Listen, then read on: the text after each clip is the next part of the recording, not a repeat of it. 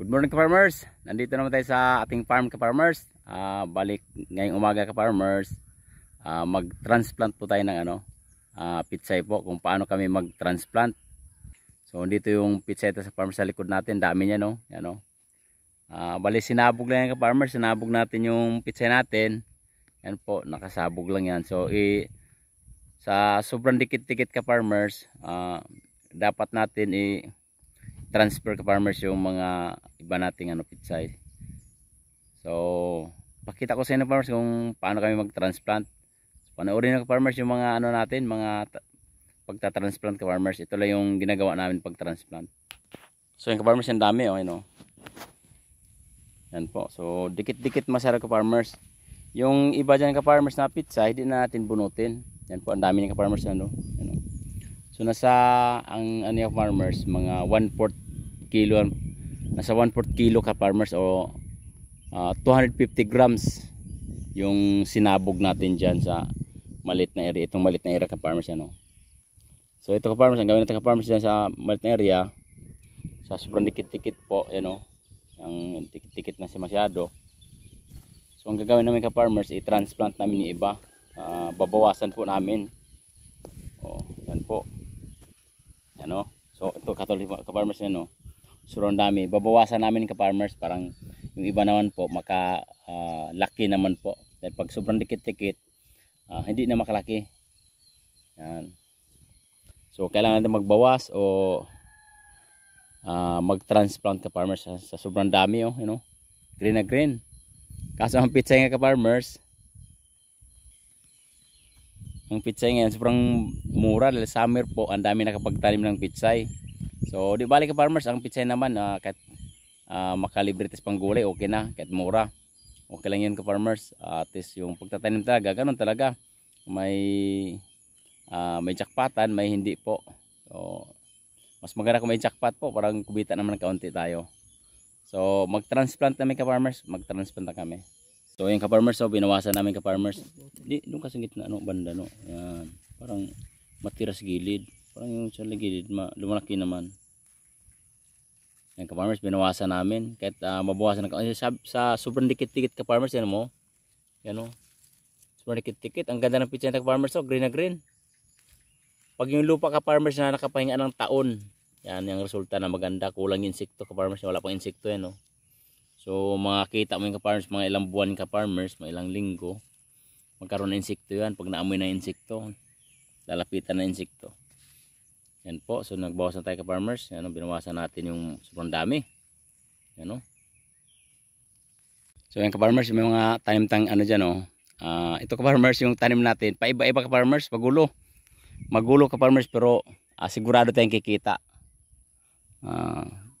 Dahil yung ideya ka-farmers, ito sa pagpa-farm ka-farmers, dapat kumita tayo, hindi lugi yung araw natin, hindi lugi yung oras natin, hindi malulugi yung pera natin. So ginagawa natin ka-farmers mga makita na pa iba-iba ka-farmers yung tanim natin dyan Yan ka-farmers, may tanim kaming sitaw ka-farmers yan. Tapos si okra naman ka-farmers, Tapos siningit namin si pitsay ka-farmers, nag-transplant tayo. Siningit namin si pitsay ka-farmers, siningit namin. Dahil si pitsay ka-farmers, 25 days pagka-transplant po o 30 days harvest na po. So sa sunod na po, habang gumagapang si sitaw po, habang gumagapang si pitsay po, nag-harvest na tayo. So hindi sayang yung pag-abono natin, yung abono ng pitsay nakakain ni sitaw, yung abono ng sitaw nakakain ni pitsay po. Tapos si okra naman po, habang lumalaki siya, yung pitsay po naalis na. So naiwan yung abono ni pitsay, nakakain ni yung okra Tapos ito ka-farmers, itong mga stick ka-farmers, ito yung parang tubo, napir po ito ka-farmers, napir to. Ang purpose natin ka-farmers sa napir ka-farmers, pagkatapos ng gulay, habang sinapir nagdadahon pa lang ka-farmers, tapos nagdadahon siya, si sitaw naman po, nag-harvest na tayo, pati si okra. Pagkatapos ng ka-farmers, pagkatapos niyan, pagkatapos ng cropping natin ay sitaw sa kani okra. Ang matitira ka farmers ito naman si napir. So pag lumaki na si napir ka farmers, may pangpakain naman tayo dun sa mga alaga tayong kambing, tupa. Dahil ang pagtatanim ka farmers, kung balik-balik ang itatanim natin sa isang area, ay yung insekto po, nandoon na yung insekto, nandoon na yung mga sakit-sakit po. At saka yung gulay po, ayaw na rin sa lupa na pabalik-balik. So ang gagawin tayo farmers, maglilipat sa ibang area naman pagtaniman. So may iwan po si damo naman na para sa mga alaga ng hype ka farmers. Yan o.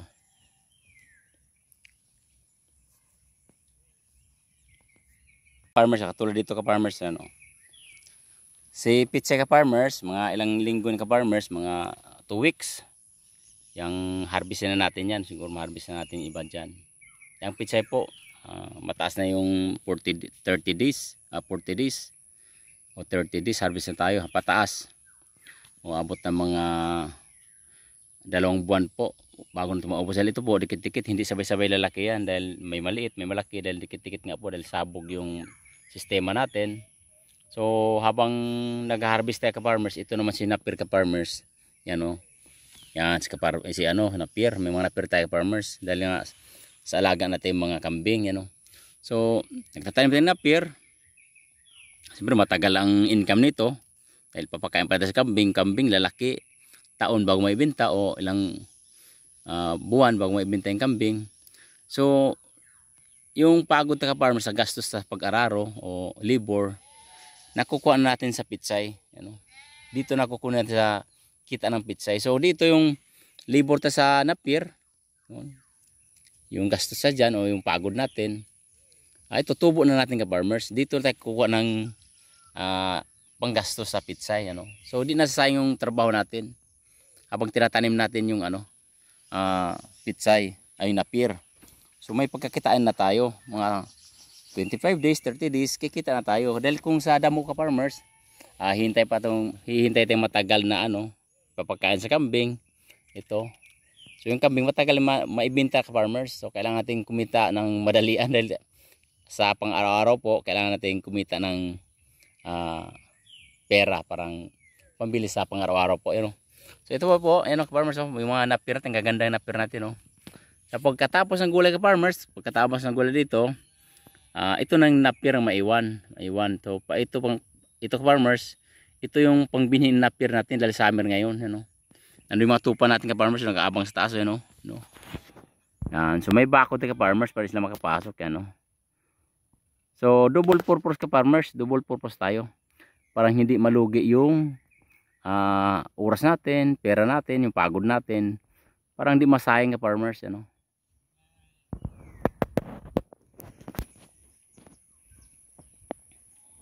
So dito farmers, may upo pa ito farmers. So, may mga upo pa dyan. Yan, may upo dyan. Yan, upo naman dyan. So dito sa area ka farmers, may 6 ay 6 na klase dito. May 6 na klaseng gulay mayroon dito. Yan po. Yan farmers, iba yung tanim natin yan sa area na yan, malit na area. So nasaan lang ito ka farmers, mga 15 by 30 square meter po yung lawak nito. Yan. So estimate ko lang yan po, di ko lang sure, basta mga 15 or 30 15 meters po at ang niya po, lapad niya 15 meters. Yung lahaba naman po mga 30 meters po. Yan po, yan. So assorted niya farmers, assorted mga tanim natin, iba-iba, may pipino po, yan may pipino tayong tanim diyan. Tapos may sibuyas, may okra, may ampalaya. Yan po, may ampalaya diyan farmers. Ampalaya diyan, yan ampalaya yan. So assorted lang yung tanim ng farmers, paiba-iba po, parang pag nag-harvest tayo po, iba-ibang produkto yung dadalhin tayo sa palengke, hindi aayawan ng buyer. Yan po. So ka-farmers, shout out sa inyo ka-farmers. Shout out sa inyo, kumusta kayo mga subscriber ko, mga followers ko sa FB, sa YouTube, Salamat po sa inyong pagsubaybay po. Sana po panoorin yung mga video natin na may mapulutan na kayong kunting aral po patungkol sa pagtatanim po. Yan, so ingat po tayo ka-farmers. Shout out sa inyo. Sana po sa mga plano sa buhay po, gabayan kayo ng Panginoon ka-farmers. Gabayan tayo ng Panginoon na sa mga plano natin, dahil yung plano tayo ka-farmers kailangan pahintulot ng Panginoon, dahil kung plano lang natin ka-farmers saka walang approval sa Panginoon ka-farmers, hindi magtatagumpay yan. Kailangan yung approval ng Panginoon ay ipanalangin din natin na maging successful yung mga plano natin sa buhay.